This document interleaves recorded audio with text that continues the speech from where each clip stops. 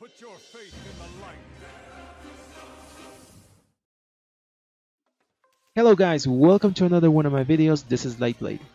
On this one I'll be making a raid guide for the first boss of Uldir, Taloc on Mythic difficulty. So I'll be talking about all the mechanics of the encounter and how to deal with them. First of all, let's talk about the setup. Any melee or range DPS will do on this fight. Our guild took 6 melee, 7 range, 5 healers, 2 tanks. For heroism, you can use it at the start of the fight. This will make the first transition faster, conserving space. Or you can choose to use it on the third phase to finish up the boss. I personally recommend using it at the start.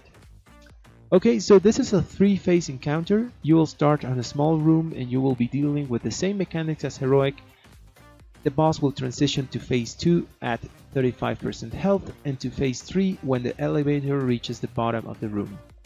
Okay, so on phase 1, the first mechanic you'll be dealing with is plasma discharge.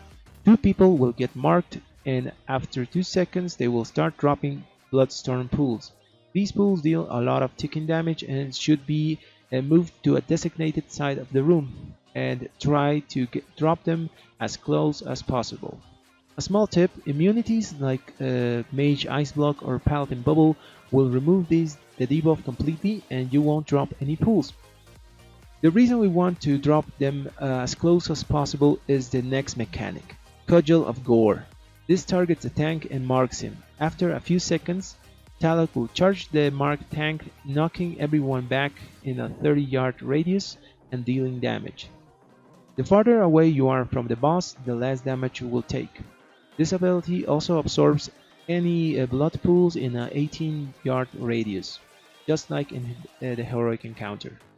After some time, he will go and pick up his weapon again, charging to the location of the cudgel. So just be aware to not be between him and his cudgel. Another mechanic you will be dealing with is the sanguine static. The boss will target a player and send a cone of orbs of blood that damage and knock back anyone hit. On Mythic, the damage is pretty high and combined with other raid-wide damage, this can kill you. The new Mythic mechanics you will have to deal with are Hardened Arteries and Enlarged Heart.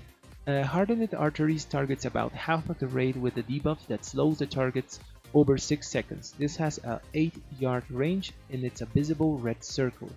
At the end, it deals a big burst of damage in this area. Enlarged Heart targets a tank and after a few seconds it will deal 800k damage split between all the targets hit. So the way to deal with these mechanics is pretty simple. Both of them overlap, so the people that got hardened arteries spread out as best as they can so they don't kill each other, and anyone else that didn't get the debuff runs to the tank with enlarged heart and stacks with them to help soak. Healers at this point should use raid cooldowns for each one of these to stabilize the raid. Okay, so after the boss reaches 35%, he will move to the middle of the room and take 99% reduced damage. This phase is the same as heroic when the platform starts to descend. There will be 2 adds to manage. The volatile droplet. This add will fixate on a target and if it hits anyone it will deal a big burst of damage and knock back anyone in a 5-yard radius. This add has to be killed by range or can be popped by the off tank running into it. And the other add is the Coalesced Blood. This add has to be tanked and will drop pools of bloodstorm periodically. So it has to be moved around the platform trying as best to conserve space. You will also have to deal with the Uldir defense beams. These can be seen from the edge of the platform and you should always try to dodge them because they will kill you instantly. After 70 seconds, the platform will reach the bottom of the room and everyone will be knocked off. If you didn't use heroism in phase 1, use it at this point to finish off any Coalesced Blood adds that remain.